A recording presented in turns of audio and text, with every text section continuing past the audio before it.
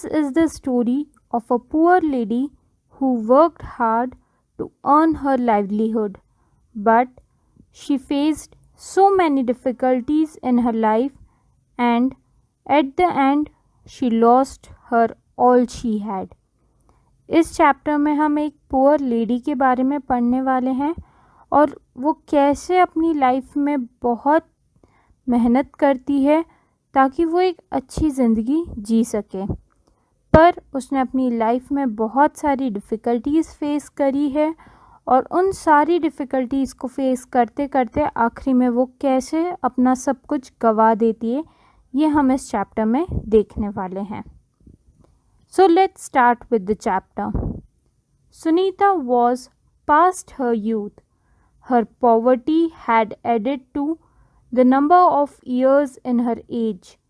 She looked older than she was. Like every day, it was the time for her to leave her small dingy dirty house for work. She tucked her sari in her petticoat, almost overlooked her crippled husband lying in one corner of the room, and made her way out of the house. इस chapter में जो हम poor lady के बारे में पढ़ने वाले हैं उसका नाम है Sunita. Sunita has passed her youth का मतलब है कि उसने अपनी यूथ वाली एज क्रॉस कर ली है और वो काफ़ी टाइम से पुअर है और पुअर होने के कारण उसकी जो एज नहीं है वो उस एज की दिखती है, मतलब वो और ज़्यादा ओल्डर दिखती है. हमेशा की तरह जब उसका टाइम हुआ तब वो अपना स्मॉल डिंगी डर्टी हाउस छोड़कर काम के लिए निकल जाती है. स्मॉल डिंगी डर्टी हाउस का मतलब एक छोटा सा घर जहाँ पर अंधेरा रहता है. डिंगी मतलब एरिया जहाँ पर अंधेरा ज़्यादा रहता है. उसने अपनी साड़ी प्रॉपरली टक इन करी. उसके बाद वो अपने हस्बैंड की तरफ देखता. क्रिपल्ड मतलब जो डिसेबल है, उसके या तो फीट्स नहीं है और लेग्स नहीं है, जो डिसेबल है उस हस्बैंड की तरफ वो देखती है जो एक बेड पर कॉर्नर पे लाई करता है और वो ये देखते हुए घर से बाहर निकल जाती है. It was 20 years ago that her husband was a healthy man and worked in a cloth mill. He was able to meet all essential needs of his family. He led a peaceful, contented life with his family, which consisted of his young wife, a 4-year-old son, and a 2-year-old daughter. Now we are going to see how that husband was. 20 साल पहले जो सुनीता के husband थे वो एक healthy man थे और वो एक क्लॉथ मिल में काम करते थे. मतलब जहाँ पर कपड़े बनते हैं वो वहाँ पर काम करते थे और वो अपनी फैमिली की सारी ज़रूरत की चीज़ें पूरी करते थे और एक संतुष्ट ज़िंदगी जीते थे. कंटेंटेड मतलब संतुष्ट ज़िंदगी. उनकी फैमिली में उनकी यंग वाइफ, एक 4 साल का बेटा और 2 साल की बेटी थे. But one fateful day all his happiness vanished into the thin air. He met with an accident at the mill and lost his right leg. He was stuck so hard on the shoulder that his left hand had become immobile permanently. The man who had ambitions to educate his children and make them big people was now too helpless to feed them even. एक दिन ऐसा होता है कि उनकी सारी खुशियों पे पानी फिर जाता है. जो सुनीता का हस्बैंड रहता है वो अपना राइट लेग एक एक्सीडेंट में खो देता है एंड उसी एक्सीडेंट में उनका जो शोल्डर रहता है लेफ़्ट साइड का वो भी फंस जाता है. और वो फंसने के कारण वो परमानेंटली इमोबाइल हो जाता है। इमोबाइल होना मतलब मोशनलेस, वो अब मूव नहीं कर सकते हैं अपना लेफ़्ट शोल्डर। हमेशा से सुनीता का हस्बैंड चाहते थे कि वो अपने चिल्ड्रन को एजुकेट करें, एक अच्छा बड़ा आदमी बनाए, पर अब वो उनके लिए ज़रूरत की चीज़ें भी ला नहीं सकते। But Sunita was a brave lady. She took the bull by the horns. She never felt defeated when confronted by difficulties. Yet she had shortcomings which made her fight a little more difficult.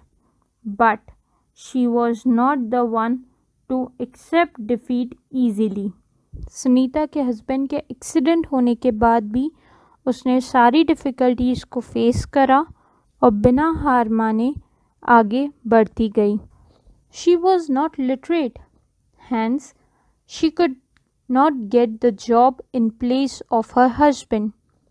The mill had promised that her son would get a job when he grew 18 years of age, so she picked up domestic jobs of the houses of the rich, where she did all sorts of household tasks like cooking, cleaning, and washing. It has been a long time since. Sunita educated नहीं थी, इसीलिए उसको अपने husband की जगह job नहीं मिल सकती थी, पर जिस मील में उसके हस्बैंड काम करते थे वहाँ पर प्रॉमिस किया गया कि जब उसका बेटा 18 इयर्स का हो जाएगा तो उसे जॉब दे दी जाएगी. इसीलिए सुनीता ने डिसाइड करा कि वो हाउस होल्ड वर्क करेगी. वो जो रिच सोसाइटी है वहाँ जाकर लोगों के घर के काम करेगी, like cooking, cleaning and washing. और ये करते हुए उसे बहुत टाइम हो चुका था. At the door Sunita turn back to see her young daughter stood in a corner looking at her. She was now 22. She had a fair color, but poverty had eclipsed it. जब सुनीता घर से बाहर निकल रही थी तो वो वापस टर्न बैक हुई. उसने घर की तरफ देखा और वहाँ उसने अपनी डॉटर को देखा जो एक कॉर्नर में खड़े होकर सुनीता को देख रही थी. अब सुनीता की डॉटर की एज हो गई थी 22 and she was fair in colour but she was poor. Sunita stared at the photograph of her young son hanging on the front wall. She turned and uttered in a hushed voice, "I am gone." She did not wait for her daughter to say anything, as she walked down the 2 steps made of loose bricks and then walked along the street. After seeing the daughter, Sunita ने अपने बेटे की तस्वीर की तरफ देखा जो एक वॉल पर हैंग हो रही थी, और उसने देखते से एक टर्न लिया और टर्न लेकर बोला, आई एम गॉन, मतलब मैं जा रही हूँ. और उसने इंतज़ार भी नहीं करा कि उसकी बेटी उसे कोई जवाब देगी, और वो 2 स्टेप्स नीचे उतरी जो ब्रिक्स की बनी हुई थी और वो वहाँ से स्ट्रीट की तरफ आगे बढ़ गई. Sunita was walking in the street, yet her mind was wandering all about. She was lost in the nostalgia. With time, her son completed his matriculation and intermediate. He had done well in all examination. During the course of his studies, he was lending her a helping hand by working on a garment shop as a salesman. He was earning only a little money, but he was determined to utilize this for his further studies. He always said that he would become an officer and not a worker in the mill. He often said to her, "Let me grow and complete my studies. You will not have to work as a housemaid then. You will live an easy life. I shall do everything to keep you happy. जैसे ही सुनीता घर से निकली तो वो जब street पे walk करी थी, वो वॉक ज़रूर करी थी बट उसका माइंड कहीं और था। नॉस्टैल्जिया का मतलब होता है किसी घटना के बारे में सोचना। So she was lost in nostalgia. वो उन्हीं यादों में चली गई जब उनका बेटा एग्ज़ाम्स दे चुका था और वो काफ़ी अच्छा परफॉर्म करता था अपनी पढ़ाई में, और साथ ही साथ वो पढ़ाई के अपनी मदर की हेल्प के लिए एक गारमेंट शॉप में एज अ सेल्समैन काम करता था।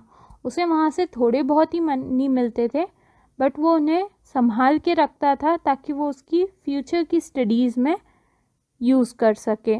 और वो हमेशा से अपनी मदर को कहता था कि मैं एक ऑफिसर बनूंगा, एक वर्कर नहीं बनूंगा मील में। और वो ये भी कहता था कि जब वो बड़ा हो जाएगा, अपनी स्टडीज़ कंप्लीट कर लेगा, तो उसकी मदर को ऐसे हाउसमेड की तरह काम करने की ज़रूरत नहीं पड़ेगी। When he turned 18, he joined his father's mill and continued to study in the nights. He was working on the same machine as his father. He loved his mother very much. He wanted his mother to stop doing the work of a maidservant, but she wished to continue. After all, her daughter had to be married. She was already looking for a suitable match for her. She tried to save every paisa she could and promised her son that she would leave her job after his sister was married.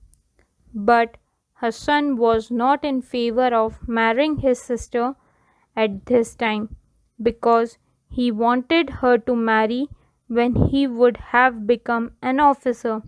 That will help get a better boy for her.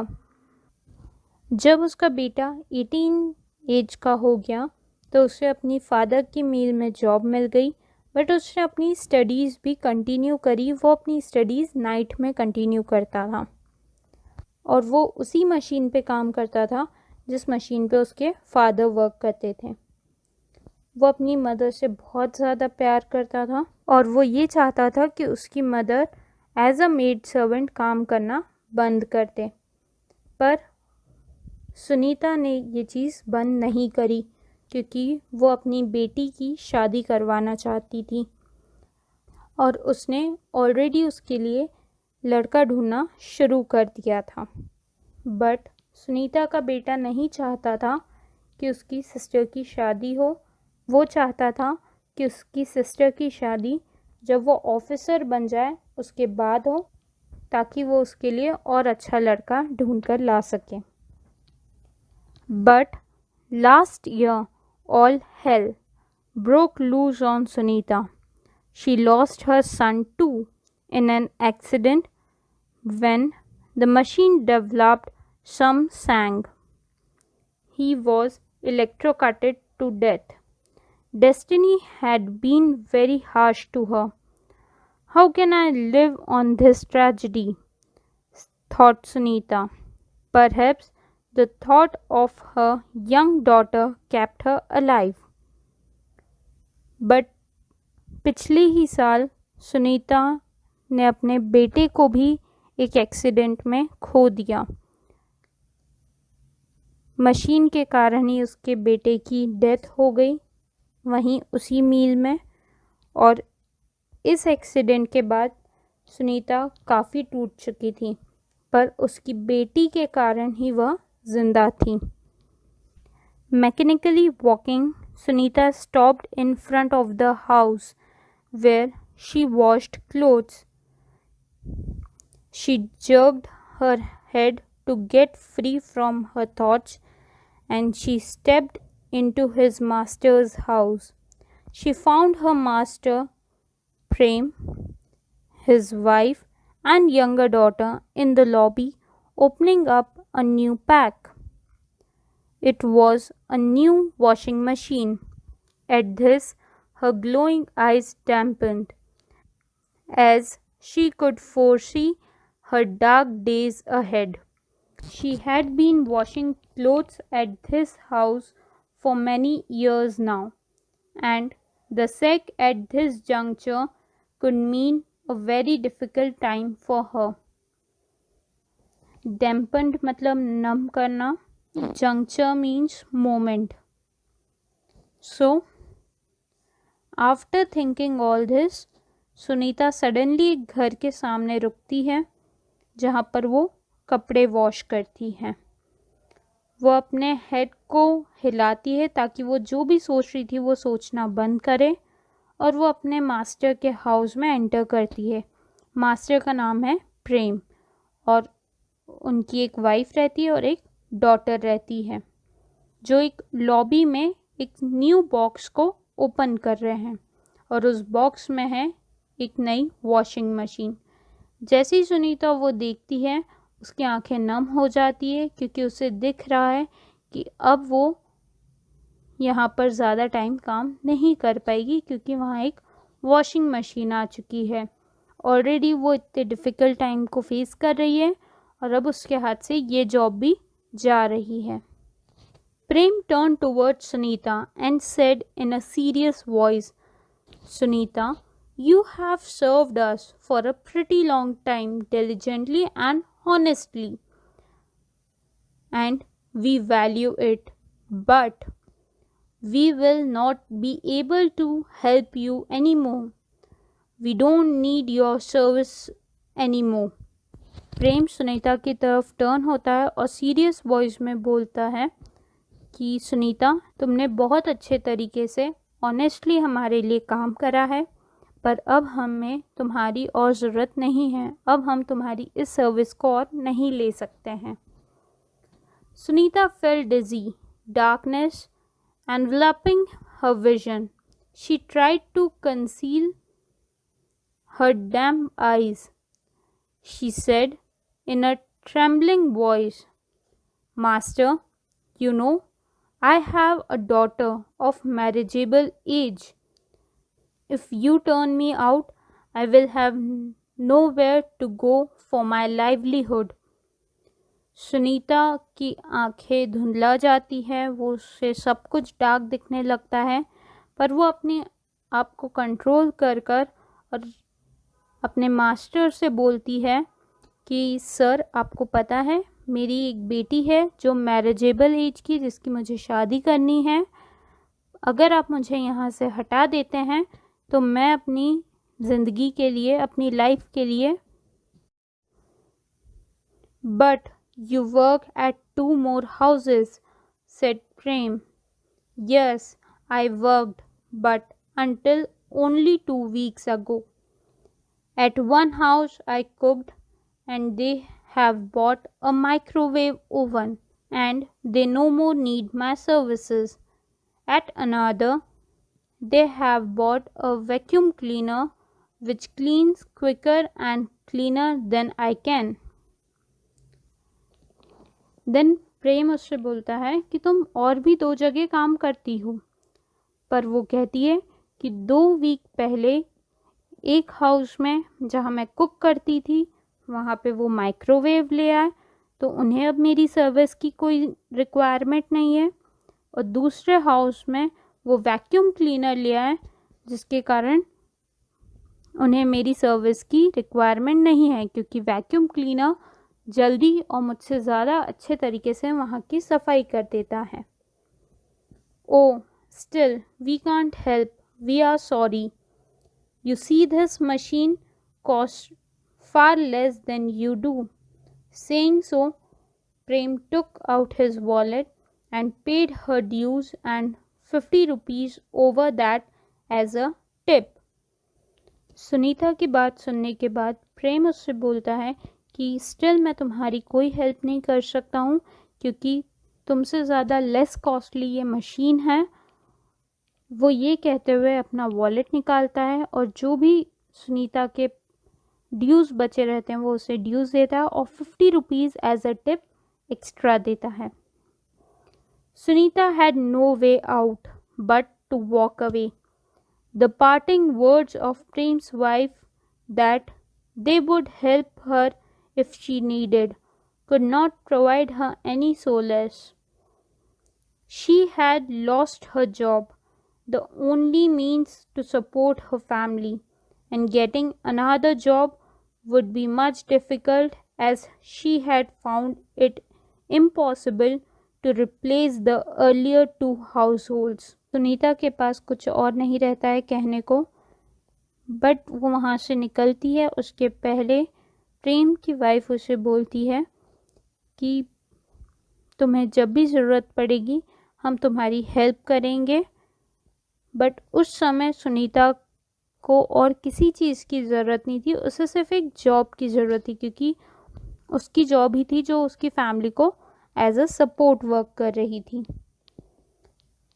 Prem was going to celebrate his 50th birthday next week, and he had bought this washing machine as a part of this celebration.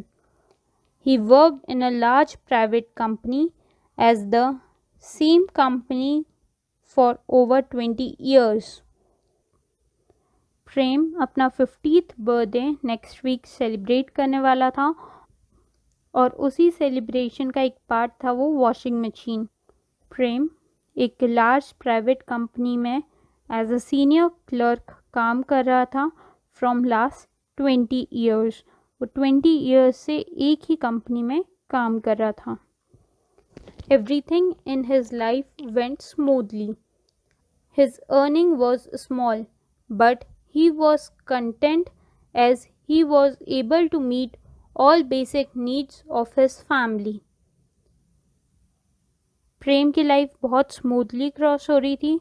उसकी earnings बहुत कम थी but इतनी ज़रूर थी कि वो अपनी family की बेसिक नीड्स पूरी कर देता था। After Sunita walked out, he too got ready for his office. He entered his office holding a box of sweets in his hand with a smile playing on his lips. Material accomplishments provided bliss to this mortal man. He wanted to celebrate his buying the new washing machine with his colleagues. He sat down at his desk because he wanted to offer sweets first to his manager, so he told the person to inform him when the manager was free. जैसी सुनीता वहाँ से निकलती है, प्रेम भी अपने office जाने के लिए रेडी होता है और वो ऑफिस में अपने साथ एक स्वीट का बॉक्स लेके जाता है, क्योंकि जो उसने नई वॉशिंग मशीन खरीदी है वो इस चीज़ की खुशी अपने सारे कलीग्स के साथ सेलिब्रेट करना चाहता है। वो ऑफिस में जाकर अपनी डेस्क के वहाँ बैठ जाता है क्योंकि वो स्वीट सबसे पहले अपने मैनेजर को खिलाना चाहता है और वो ऑफिस में एक पर्सन को बोल देता है कि जैसे ही मैनेजर फ्री हो मुझे इन्फॉर्म करना। A little later, the peon came and informed that the manager wanted to see him. He was awaiting his promotion too, so he could not help but think that this happy opportunity might as well be an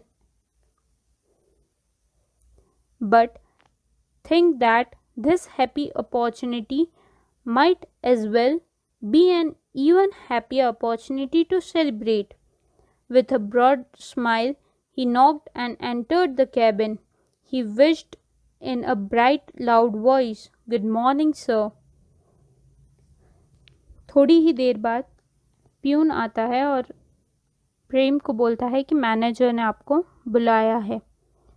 प्रेम अपने promotion का भी wait कर रहा था। उसे था कि उसे अपनी जॉब में अब प्रमोशन मिलेगा, तो वो और ज़्यादा खुश हो गया कि अगर प्रमोशन की बात होने वाली है तो सेलिब्रेट करने की एक और अपॉर्चुनिटी मिल गई है। With a smile on a face वो वहाँ जाता है, नॉक करता है और कैबिन में एंटर होता है और एंटर होते से ही वो लाउड वॉइस में सर को विश करता है that good morning sir. Please be seated, said the manager in a grave voice. Have this sweet first, sir. That's for later, said the manager seriously. Manager Prem को grave means serious voice में बोलता है कि तुम बैठो, but प्रेम उसे sweets offer करता है। तो मैनेजर सीरियस वॉइस में बोलता है ये बाद में। प्रेम sat down before the manager, but he could guess something unpleasant in the manager's voice. Have I committed some mistake? This was the first thought that arose in his mind. His joy had dampened a bit. प्रेम बैठता है और उसे ये feel हो जाता है कि कुछ गलत होने वाला है, और वो ये सोचता है कि क्या उससे कुछ मिस्टेक हो गई है, और उसकी जितनी भी खुशियाँ रहती है वो ख़त्म हो जाती हैं। I have called you in to discuss something serious, very serious. The manager's tone was sufficient to perplex Prem. He was all attention. He kept the box of sweets on the table and waited for the manager to speak. Manager Prem से बोलते हैं कि मैंने तुम्हें यहाँ कुछ serious बात करने के लिए बुलाया है, और जो मैनेजर की टोन रहती है वही प्रेम को डराने के लिए काफ़ी थी। प्रीप्लेक्स मतलब कंफ्यूज करना, हैरान करना। ही वॉज वेरी अटेंटिव, वो बहुत अटेंशन के साथ उनकी बात सुनता है, और वो स्वीट के बॉक्स को टेबल पे रख देता है एंड वेट करता है कि मैनेजर आगे कुछ बोलेंगे।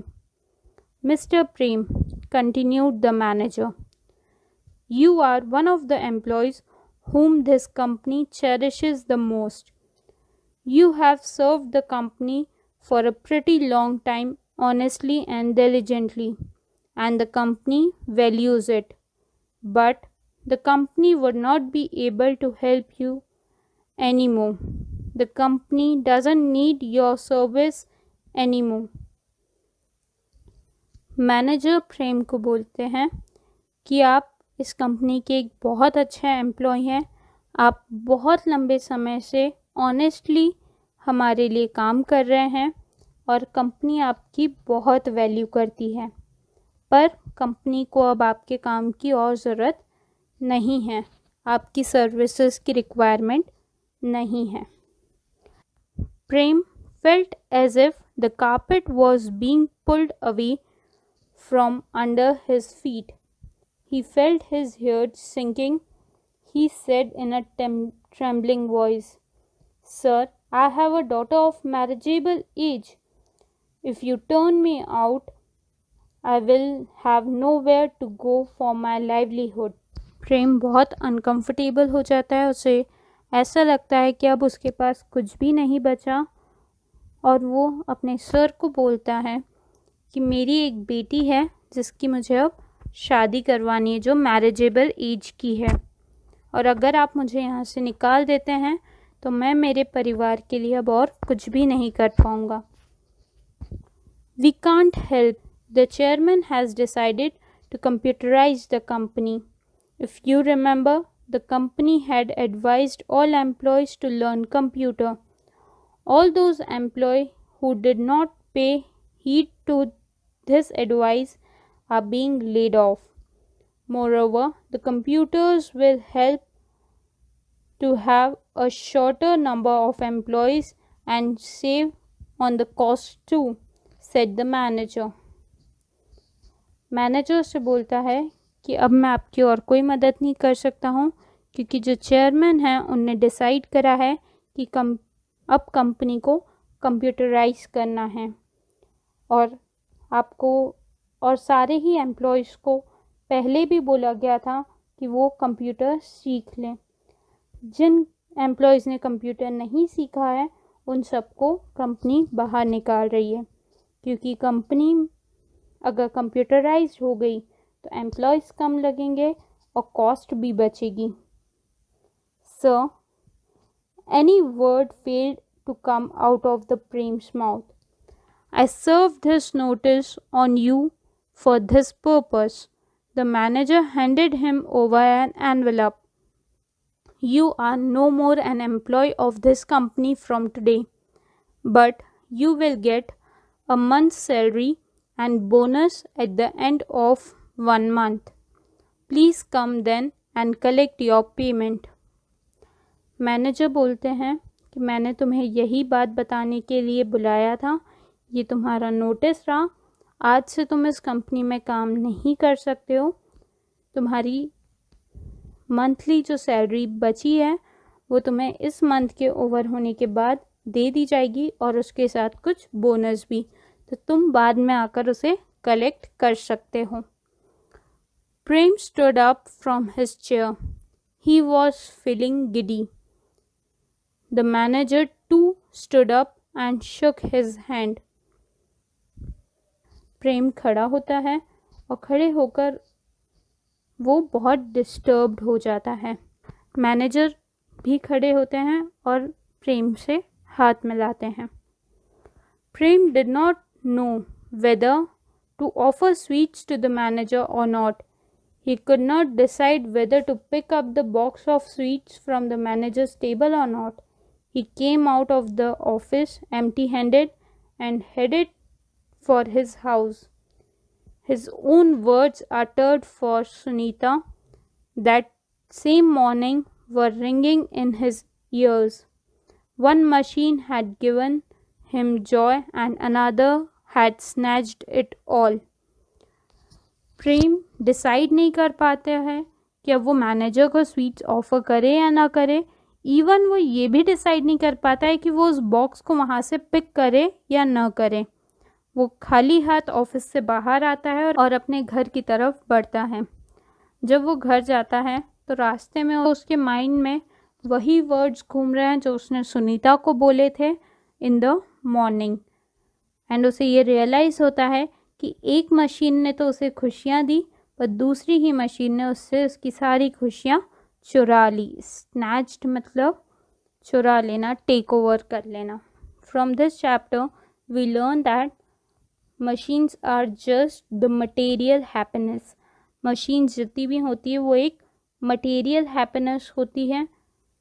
For many people machine work as a joy and for some it work as a sad moment. किसी के लिए खुशियाँ भी लाती है मशीन और किसी के लिए गम भी लाती है. Thank you.